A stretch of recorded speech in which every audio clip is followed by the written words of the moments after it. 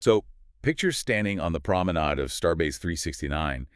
It is day 11 of the Starfall Carnival. Yeah. And the space isn't just crowded. It is literally physically vibrating. Oh, yeah, the sheer volume of people. Right. You've got this overlapping music just spilling from one tier down into the next. There's this bright, really kinetic percussion from a Rigelian dance troupe, and it's actively bleeding into the heavy brass of some vendor hawking prize tokens. Which is a lot to take in. It is. And right above you, the vaulted ceiling is lit up with these artificial meteor trails. Silver, blue, violet, just flashing over this massive sea of off-duty officers and civilians mixing together. It's sensory overload, but, by design. When you take thousands of people who normally live under the incredibly strict hierarchical rules of a starship or like a military installation. Which is super rigid. Exactly, super rigid. And then you temporarily suspend that structure. You don't just get a party, you get a sociological purge. The crowd basically becomes the superorganism, and that brings a very specific kind of volatile, beautiful chaos. And you see that volatility everywhere in the source material for today's deep dive. We're pulling from a stack of personal logs and official reports from Epsilon Fleet Ops and the USS Arawyn. Some really fascinating logs in there. Absolutely. Because the scene on the station is just pure, uncontained friction. I mean, on one deck, you have a holographic targ that accidentally startles a grandmother so badly she drops a whole tray of fried plomeek spirals. Which is just a great visual. Yeah. And then, 2 levels down, drunken Tellarites are actively fighting with decorative soup ladles over some debate. Naturally. But that friction is exactly what we need to analyze today, because large crowds are essentially a force of nature. A commander cannot control a crowd of that magnitude. They can really only manage the weather system it generates. Right. And what a crowd inevitably generates is a mixture of, profound wonder and absolute rot. Managing that weather system is really the core mission of our deep dive today. Yeah. We are looking at the mechanics of acceptable risk. Like, how do leaders manage the deeply messy reality of human nature when those structural guardrails are completely removed? It's a tough balancing act. It really is. And zooming in on the individuals, how do people handle the psychological whiplash of dropping their own internal walls when the rules of their daily life are just put on pause? To understand that, we really have to look at the tension between policy and psychology. You have Vice Admiral Sidra McLaren, right, the fleet commander. She's viewing this carnival from a macro command perspective, responsible for thousands of lives. Thousands. Yeah. And that perspective violently collides with the incredibly intimate psychological vulnerabilities of individual officers who are honestly just trying to survive their own minds. Well, let's start with McLaren's policy, because she is walking right through the middle of this chaos. The logs describe her moving as if she were carved out of the station's bones. I love that phrasing. Right. She is just entirely present. She actually fought her own security council to allow this carnival to happen in the first place. She knew full well that a crowd this size brings pickpockets, forged tokens, bruised knuckles, all of it. Because she understands that tolerance isn't blindness. She treats the station's morale like a highly pressurized system. If you try to enforce sterile, absolute perfection on a crew that has been staring at casualty reports and repair schedules in the dark of space for months. The pressure has to go somewhere. Exactly. It doesn't just vanish. It seeks the weakest point in the hull and blows a structural gasket. So the carnival is her pressure valve. But the steam escaping that valve is starting to turn toxic. Her aide, Lieutenant Ken Lyra, flags this weird pattern in the medical reports. 6 incidents in 48 hours of severe disorientation and altered perception. Really intense stuff, too. Yeah, like one civilian reported standing in the middle of the crowded promenade, but his brain was telling him it was completely empty and destroyed. Well, and a woman tried to tear her way into a restricted maintenance passage because she genuinely believed voices in the bulkhead were calling to her. So station security identifies the catalyst for this, which are these things called enhancement tokens. They're small synthetic hallucinogens stamped with silver meteors, and they're marketed to make the carnival lights look more vivid. It's a harmless party favor, right? Right, that's the pitch. But chemically, they are completely bypassing the prefrontal cortex, the logical structural part of the brain, and heavily stimulating the amygdala. It's stripping away reality and plunging the user straight into their subconscious. Which triggers a kinetic response on the promenade. We get this scene where a suspected smuggler in a copper jacket realizes security is on him. He panics and just runs right through the crowd. Dodging vendors, knocking over Yeah, drinks. creating a massive disturbance. And he makes the colossal mistake of trying to shoulder past the Admiral. Which is a bad idea. But notice the mechanics of how Cedra handles the physical threat here, because it directly mirrors her approach to the structural threat. She doesn't step back, and she doesn't meet his force with a rigid wall either. She steps aside. Exactly. She steps aside, catches his wrist, uses his own frantic kinetic energy against him, shifts her stance, and just pins him to the deck. It is basically Aikido applied to a command level. Okay, let's unpack this for a second. Because the impulse of most commanders would be to immediately shut down the Carnival. But she explicitly orders her staff not to do that, stating that, quote, panic is also a contaminant. And neurologically speaking, she's entirely correct. Panic in a crowd spreads through mirror neurons. If security storms the promenade and cuts the lights, the crowd's collective amygdala fires all at once. So you make it worse. Way worse. You turn a manageable black market problem into a trampling hazard that ruins the night for thousands of people, and this is key. It alerts the entire supply chain that the net is closing. It's like a gardener, right? You don't burn down the entire garden just because you find a few weeds. You quietly pull them out by the roots. So instead of a bulldozer, she uses a scalpel. She orders a quiet freeze on vendor resupply access. Every crate and charm box gets scanned. But the real stroke of genius is her order to audit the waste reclamation logs. Yes. Because if someone is distributing synthetics in, say, paper strips or little sample cups, the remnants have to go somewhere. You can't hide trash from the computer. Exactly. It's the forensic reality of covering your tracks. People can lie to security officers all day long, but waste sorting algorithms do not lie. It is clinical, it's effective, and most importantly, it's invisible to the public. She protects the environment without killing the culture of it, ultimately concluding that the reward outweighed the blot. The reward outweighed the blot. I love that. And why does that philosophy matter so much here? Well, because people need a reason to look up from those repair schedules. A leader's job isn't to enforce sterile perfection. It's to balance morale against security. But Cedra's policy of acceptable risk only really works on that macro level because she is manipulating data and logistics. When you zoom in on a single officer who's actually craving that risk, you see how dangerous that suspension of rules really is. Because the people selling these illusions, they aren't just targeting the vulnerable, they're actively targeting the structured. And we see this perfectly illustrated in the logs of Counselor Nick Miller of the USS Arawyn.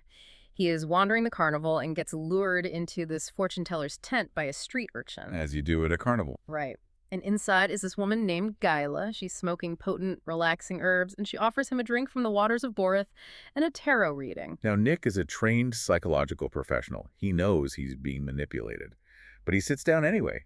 And she pulls the Tower, the Eight of Swords, and Death. Yikes. Yeah, right. Chaos, feeling trapped by the past, and the violent termination of an old path. That is not your light, fun carnival reading. No, it's the Barnum effect weaponized. What's fascinating here is that when highly disciplined people are desperate to escape the rigid structure of their daily lives, they paradoxically crave submission to something completely outside their control, like fate or magic. That makes so much sense. Yeah. Guyla softens his intellectual defenses with a heavy, highly personalized narrative. She isn't just selling a drug, you know? She is selling meaning. And it works. He drinks the water. And the enhancement token hits him. But instead of seeing the station get destroyed like that other guy, he is thrown backward into his own memory. He literally hallucinates being back at the academy, running through the quad completely naked, screaming about spiders. It sounds absurd, but consider the mechanism of the drug. It violently strips away the ego's defenses. Guyla actually admits in her own logs that her motive went far beyond just making credits. She harbored this deep ideological resentment toward the uniform. She wanted to prove a point. Exactly. She wanted to actively break Starfleet officers to prove their incorruptibility was just an arrogant facade. See, I have to push back on her hypothesis there, though, because Nick doesn't break. The hallucination fades. He realizes he just needed a jolt to shake up his routine, leaves her a nice tip, and literally walks out of the tent chuckling. Doesn't his reaction completely dismantle her entire philosophy? I mean, he encountered the chaos, and it just gave him a necessary reset. Well, did it, though? Or is him laughing it off just a highly sophisticated defense mechanism? Oh, interesting. Think about it. Nick is a counselor. His internal walls are built differently than, say, a security officer's. He intellectualizes the trauma instead of panicking. By framing the hallucination as a, quote, necessary reset, he actively avoids confronting the vulnerability it exposed. He didn't dismantle her philosophy, he just absorbed the shock with better mental armor. Okay, fair point. But Gala's business model relied on the fact that not everyone has that kind of armor. And our own facade crumbles shortly after anyway, because Sidra's security squeeze on the vendors forces Gala to try and flee the station. And when she gets caught, Yeah, when the constable arrests her, he touches her face, and her elderly wrinkles literally wipe away. She was a young woman wearing a physical mask the entire time. the irony there is profound. Gala wore literal theatrical makeup to hide her identity, while the Starfleet officers she preyed upon hide their identities behind psychological walls. And some of those walls are built so thick, the officers themselves don't even know what's behind them. Which brings us perfectly to acting chief engineer Ryan Collingway. If Nick Miller intellectualizes his stress, Ryan completely buries it. Ryan has just been thrust into this massive promotion on the Arawyn, and the imposter syndrome is just crushing him. We get to see him in a therapy session with Dr. Chris Emerson, trying to navigate the sheer weight of this new role. And the imposter syndrome is merely the surface symptom here. The root of his psychological architecture is his estranged father, a wealthy criminal who smuggled with Nausicaans and Orions and who harbored a violent hatred for Starfleet. Ryan fled his home in the middle of the night to enlist, but his brain has literally erased the specific catalyst for why he ran. It's just gone. Exactly. So they're doing a word association exercise in therapy, and Dr. Emerson gives him the word beneath, spelled with an E at the end. They discuss the various definitions, like being at a lower rank or being physically underground. But the definition that causes Ryan to physically react, to become visibly uncomfortable, is hidden or protected under a surface. We are looking at a classic case of dissociative amnesia here. It is an evolutionary survival tactic. When a trauma is too severe for the ego to process without shattering, the brain just compartmentalizes the memory. It built a wall. Right. It builds a load-bearing architectural wall around the event to protect the individual's ability to function. The word beneath acts as a neurological trigger, essentially vibrating that wall and threatening to crack it. Which exposes a really uncomfortable paradox about this entire system. I mean, we look at Starfleet as this pinnacle of capability and order, right? But are the people holding these ships together actually running on suppressed trauma? Like, is burying a traumatic past a necessary survival mechanism to maintain that level of functionality? Or is it just a ticking time bomb waiting to take the ship down with it? This raises an important question about therapeutic pacing, and it's exactly why Dr. Emerson's response is so critical. Notice what she does not do. She does not dig. She doesn't push him. She doesn't force him to confront the memory at all. She advises him to hold the feeling gently and let the subconscious reveal it organically. Because rapidly dismantling a repressed trauma during his first week as chief engineer would cause massive psychological flooding. It would destroy his ability to function. So you kind of have to leave the wall up to survive the present. For now, yes. Facing your internal rot is absolutely required for long-term health, but you cannot aggressively excavate a foundation while you are actively trying to build a house on top of it. You have to pace the demolition. Pace the demolition. Wow. And Ryan is actively trying to build something in the present. While he is protecting the walls around his past, he is making a conscious, very vulnerable choice not to build walls in his new relationship. Right, with Alura. Yeah. He spends his off hours constructing a custom hovercart for Alura Ryn, the Morale, Welfare, and Recreation Director. The act of physical creation here is a direct antidote to his internal chaos. He doesn't just assemble a generic utility cart. He paints it sleek silver, adds a red bow, gives it 5 speeds, and hardwires a replicator into the chassis so she can synthesize whatever the crew needs in an emergency. Here's where it gets really interesting. When another engineer, Sorensen, finds out who the cart is for, he gives Ryan a piece of advice. He says, the true way to a girl's heart is storage. It's just brilliant. So Ryan integrates 20 separate storage compartments. And when he surprises Alura with it in Cargo Bay 3, she immediately starts cataloging what she's going to put inside. She's listing off blankets, tea, emergency chocolate, emotional support plushies. Contrast this interaction with the Carnival we talked about earlier. The Carnival was built on transactional illusions, manipulation, and chemical escapism. Ryan's act of building this cart, which Alura names Sunny, by the way, is an exertion of tangible care. The other engineers even helped him build it because they value Alura's empathy. It is an authentic, grounded connection. But connection requires risk. Ryan is the chief engineer. His entire professional existence revolves around fixing broken systems with tools, force, and immediate action. He fixes things. That's what he does. Exactly. But in his therapy and in this quiet moment with Alura by the hovercart, he is confronting the reality that you cannot just put a wrench to a relationship. You can't force a trauma to be fixed. It requires organic, terrifying patience. They have a very candid conversation about their dynamic, too. They agree to no labels, which is a classic way to maintain a safe distance. But Allura makes one incredibly specific demand. She asks him not to disappear behind his walls when things start to actually matter. And he admits that he is learning how not to, that this connection matters enough to risk the exposure. It is the micro-level version of Vice Admiral McLaren's policy. Opening yourself up to another human being invites unpredictability and chaos into your perfectly ordered life. It is an immense, terrifying risk. But the reward outstrips the blot. The macro and the micro always reflect each other, which really brings us to the aftermath of the festival. Yeah, a few days later, the Starfall Carnival is being packed away. False stars are powered down, the civilian contractors are dismantling the booths, and Starbase 369 is returning to its normal, sterile, highly regulated operations. Back to business. Back to business. Cedro McLaren is standing in fleet ops, watching the USS Arawyn and the Valley Forge depart from the outer pylons.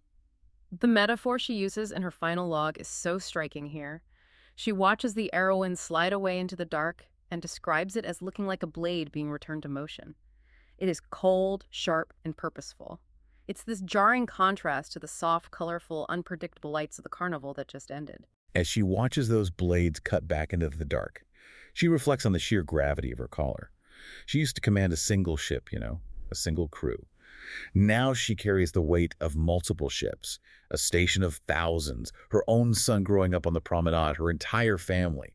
The burden of maintaining that structure is just monumental. Yet, despite the smugglers, the medical emergencies, the arrests, and the inherent danger of dropping the structural guardrails, she doesn't regret her decision. She let her people have their joy. She allowed them a few days to believe the universe existed purely to astonish them before sending them back out to bleed for it. So how do you apply this to your own life? The overriding insight from the Starfall Carnival isn't that you should recklessly embrace chaos, nor is it that you should violently suppress it. It's that life requires a deliberate navigation of risk. Navigation is the key word. Exactly. Whether you are an admiral managing the pressure valve of a station of thousands, or an engineer trying to dismantle your own defenses to let someone in, you have to learn how to breathe around the rot.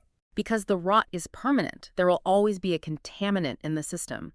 But if you spend all your energy frantically sterilizing your environment to keep it perfectly controlled, you eliminate the conditions required for anything beautiful to actually grow. Which leaves you with this to consider. If you spend your life constantly reinforcing your internal architecture to avoid all risk, all trauma, and all chaos, do you accidentally build a fortress so impenetrable that it keeps out the wonder, the lights, and the false stars too? Is a perfectly safe life actually a life fully lived? That is the ultimate calculation of acceptable risk. Until next time, keep exploring the deep end.